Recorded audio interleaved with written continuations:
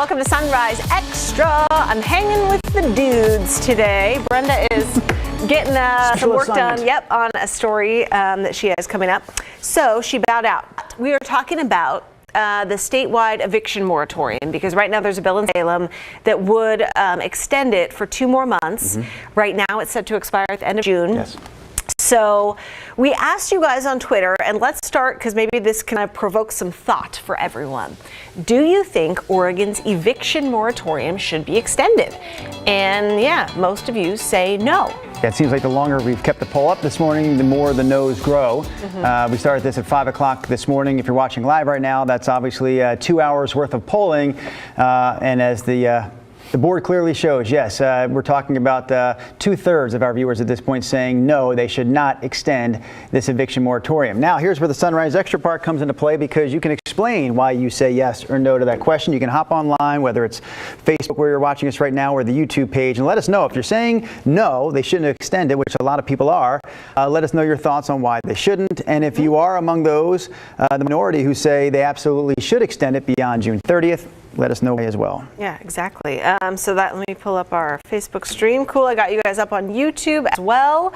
So this obviously was a much needed thing in a dire situation in the pandemic. You know, people lost their jobs. We had, just devastating unemployment right when the pandemic hit and everything closed down. Nationwide, people really, were getting paychecks. Absolutely here. And so, yes, they froze both foreclosures and like mortgage payments and rent payments as well. Now we are, year plus out of, from the start of this, and we have now record numbers of open jobs waiting for people to come back. And there's a lot of factors that play into that. I mean, if anyone has kids, and you're waiting to see like what's going to happen in the fall, I can't go back to work. A lot of women quit their job, or they had conversations, in the household with their partner of, okay, who makes the most money, who has the most kind of stable job? You keep it. I'm going to stay home because the kids are doing homeschool. Right. And a lot of people, obviously had to make that tough decision of quitting their job because someone had to be home if you weren't able to work from home at the same time.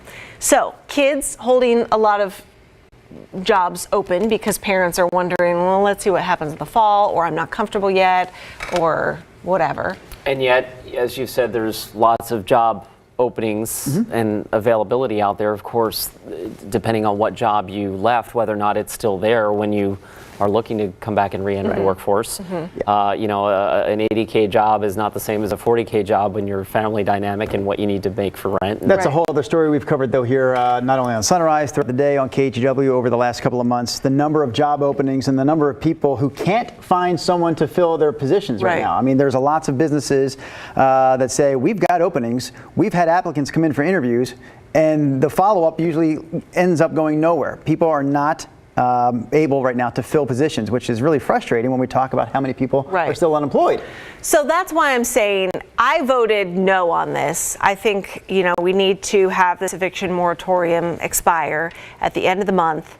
There's so many jobs open now, and there's so many employers who are open to the hybrid way of doing things, and maybe working from home or remote or half and half or whatever. So the argument that I can't pay any rent is dwindling. The first few comments I'm seeing on the Facebook stream this morning, and by the way, if you want to participate in that poll, maybe it was pretty clear when we had it up there, but that's at the top of our KGW Sunrise Twitter page. So the poll's on Twitter. You can use your screens to get over there to vote real quickly, but if you're hanging with us on Facebook, you probably see some comments that I do right now, starting with Shannon Thompson. She voted no. She says it's because people need to go back to work. They need to pay their bills. Unemployment has been given at this point and has been given in large amounts. She says this really stinks for landlords. And that's another part of the story that we can certainly talk about. But let me just share a couple of other quick comments real quick. That's how we do quick comments, quickly. Angel says, no, people need to get back to work. Nancy says, it's time. I'm tired of this whole thing. Jake gives it another no. Michelle says yes. I just asked Michelle just if you could elaborate, because there's a lot of no's on here. Okay. Oh, so I thought you said Michelle elaborated. No. No, yeah, we're waiting. Okay. We're waiting. yeah, landlords. Tell that story that you were just telling us. So this is, there's no question Because I've that heard this this and this is secondhand, but friend of a friend, his mom owns some properties, and that's they're fortunate that way, and they have run into a tenant situation who he never lost his job. He was still going to work. He was still collecting a paycheck, and he just said, "No, I'm going to just stop paying rent Because I can. it's allowed because right I now. can." Right. And who knows what's going to happen in the process when and if this changes, but they as a landlord are stuck. They can't do anything about it, and this guy is clearly gaming the system that was put in place to help so many people that needed it. But also the way that this temporary rule was put into place was you have to pay that back.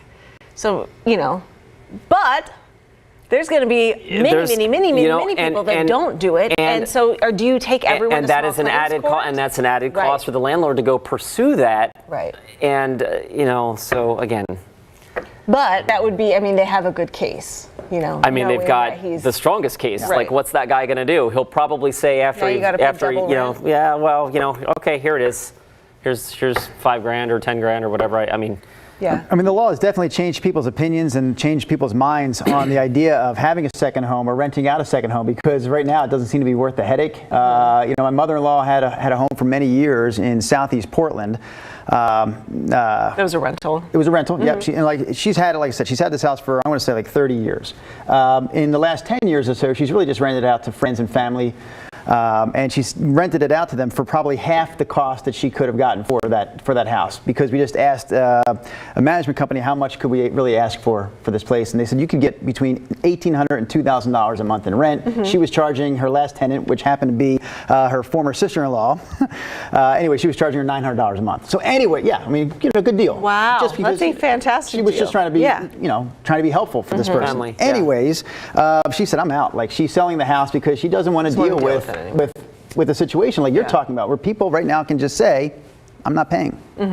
Deal with it. Yeah, and if this doesn't go through Salem, then they only have a couple, 2 more weeks of that, and then you got to start paying rent, and then you got to start thinking about paying back rent. Willie, really good point. The shortage in high density affordable housing right now, which is that is a huge story, but why would you want to build that type of housing after seeing the increased risk of this happening as a property owner manager? There doesn't seem to be too many reasons. Well, first of all, there's not too many yeses to our poll question, at least not that we're seeing on the Facebook feed this morning. And there certainly isn't any reasons given for the people who have said yes. Lots of reasons given for why people don't want to see this bill passed that would extend the eviction moratorium past June 30th. There's another look at the poll, still sticking at around 65% of people saying no, it should not be extended. That's 2/3 of the audience, obviously. I got a great comment as you guys are scrolling through. This is on YouTube. Again, you guys can watch us on our KGW News YouTube page. Michelle Leo, and I think, Michelle, did you say you were a realtor today when we were talking about something like this?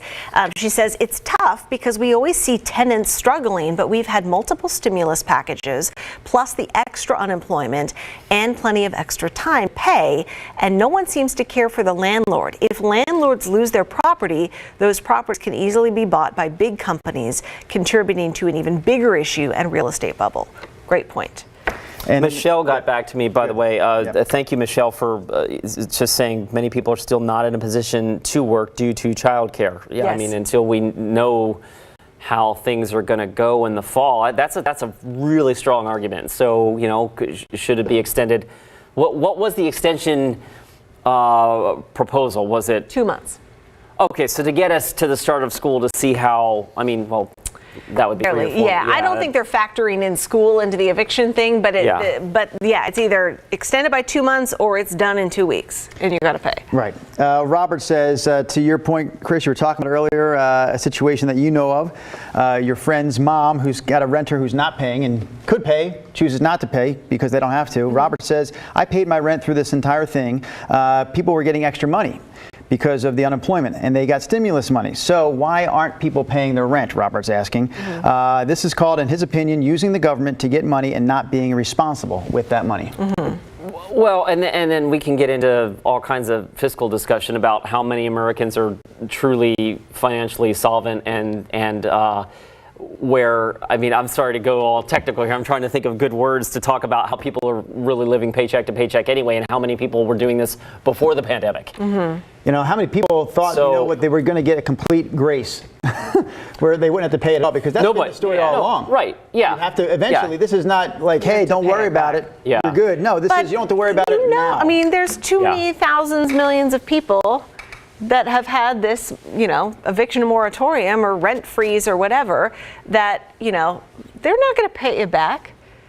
And then you got to take them to small claims court and pay lawyer fees, and that's going to end badly for the landlord, in most cases. Michelle, who chimed in earlier, is afraid that this is going to lead to more homelessness, which is absolutely another big issue. I mean, we got two major issues colliding at the same time with this. Yes, definitely. Gosh, somebody was just... Well, Miranda. Go ahead. I see the same deal. Miranda. Yeah, go ahead. I'm working 6 days a week, she says, sometimes working double shifts. Still cannot afford the rent. I had to take a lesser job just to get back to work with benefits that cost triple what they did at the last place of employment. Some of us, she says, are doing everything we can right now and making huge sacrifices. Still can't make the rent. And she says, which is absolutely true, you don't know everyone's story. Oh, yes, for sure. And rent, really good in contribution, West Miranda, Coast cities and Portland is astronomical now. It's something, though, that you don't see this everywhere. This sometimes you have to go to other states and other parts of the country to get examples of other ways to do it, so to speak. This is the way it's happening right now in Oregon, and there is a problem for this landlord versus renter situation. And Shireen brought up a good point earlier, and I don't have an exact answer to this question, but she says, Shireen Miller Simmons, who often chimes in, how have landlords been dealing with this over the last 15 months? When they're not receiving rent, how are they paying their mortgages? Their mortgages. There was a mortgage freeze too, or mortgage moratorium, foreclosure moratorium, sorry. And that, goes back to your bank, but the bank is not going to say, don't worry about it. Eventually pay that back too, just like the rent. Yeah, not start picking up the payments now. We need all that plus next month's rent. Yeah. I mean, it's going to get ugly, and I feel like the 60-day extension is really just delaying the inevitable ugliness. I mean, it's going to get ugly whenever this thing goes away. Is this, okay, so there's no, in terms of the mortgage payments, there's no graduated, like, okay, we're just going to tack on $100 your mortgage a month for the next 10 years or whatever, or, I mean, it's not, and is that interest-bearing debt, and, that's a lot of... I'd love to be your financial consultant. I don't have the answers to those questions, but I know the bottom line is, and every bank could have its own set of rules, but the bottom line is these moratoriums were not giving people the freedom to live free for 12 months. It was giving them the freedom not to pay for 12 months with the idea of paying all that back at some point, so one way or the other. But did it have to be paid back in one day or paid back over, hopefully in that situation then, the banks are going to be able to be flexible in terms of payment terms. You would surely, that would sound disastrous to say, okay, now you owe us $16,000, please. You family of four with two parents, one had to take a lesser job and the other one's not working to stay home for childcare. That's just a disaster. We have seen a lot of stimulus going out over the last year. We've seen these moratoriums that have been now extended into more than a year. Tammy says there has been enough of this already, enough stimulus, enough extra tax credits, enough of all the free money. Landlords are just like small businesses. They need to get paid as well, at least be paid partially, if not in full at this point. Something. Todd Hutchins, good morning to you. He says absolutely not extend it. Owners of those properties have suffered enough. I know several that have tenants that have not paid rent in over a year. They were bad tenants before the pandemic and now a free place to live for over a year, and they're destroying the property. Not only has the owners not been paid, they have to do thousands of dollars in repair work. Jennifer Taft, good morning to you. She was a preschool teacher before this all started. She says there are also people that have lost their whole careers due to their own health, even being vaccinated. Some other people wondering, there's been so much stimulus and extra tax credits. At least you can pay, like $500 towards rent or something towards rent. To the day the forbearance ends. And then to your Kristen Lebensky, who often chimes in. Thanks, Kristen, for chiming in again today. Talking about what you were asking, Chris, how is this going to be paid back, or what is the agreement between the lender or the renter and the banks? She says, depends on the banks. She says some are making the amount due the day the forbearance ends, but some banks have added it already to the end of the loan. And then there's a whole scandalous business that will pop up around that here, like payday loans, like, okay, you need this much money, we'll help you out, and here's an extra interest rate, and we'll carry that. Yeah. And we have a friend, they have like a 15-year-old son, and so he was going to get a summer job.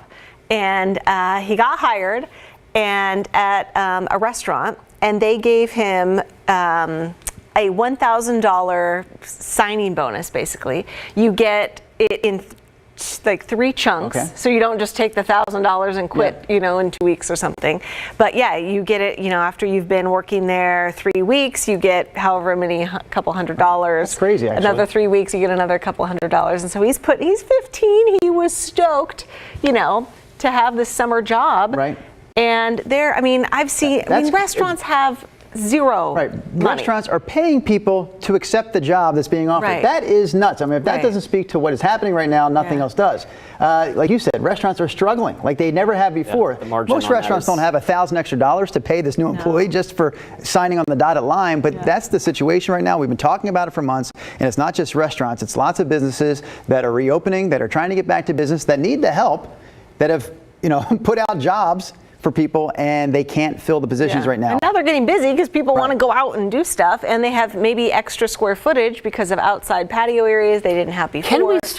Can we instead of having blanket policies, could we they came out with, it was a great idea, it needed to be done. It had to be done, right? But maybe there's a way to now you have to pre-qualify for an extra forbearance. You have to display, at least it starts chipping away at the edges of the freeloaders that are just gaming the system, right? Yeah. Mm-hmm. Is that too much work to throw in a substantial amount of clauses to say, show this, prove this, and I don't know. I think it's going to be up to the state individually.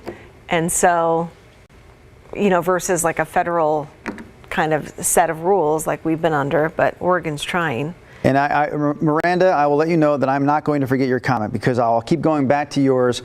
She's the one who says she continues to work 6 days a week, took the extra job, still has a hard time paying the rent. Wanted to remind us that we don't know everyone's story, which is absolutely true. But it doesn't take very many people, Miranda, to bring everyone down. And it just takes a couple of people. And by a couple, I mean, a couple of hundred, a couple of thousand. There's lots of them out there. A couple of people that are working the system. Yeah, that is destroying the system. Yeah. And it actually is going to hurt those people who are trying to make ends meet, like you are, Miranda, in the long run. So completely understand. And we cannot throw out a blanket statement like, hey, get a job. It's time to start paying the rent. That doesn't apply to everyone. Yeah, but just like Chris said, it's got to be kind of tailored, you fall under this category or this category, this category. But there was too long of a time here where people realized and did the math and said, wow, the amount I'm getting in unemployment with that bonus unemployment, it doesn't make sense to go to work right now. I'm getting more money by staying home. And they, let that ride for quite a while. Yeah.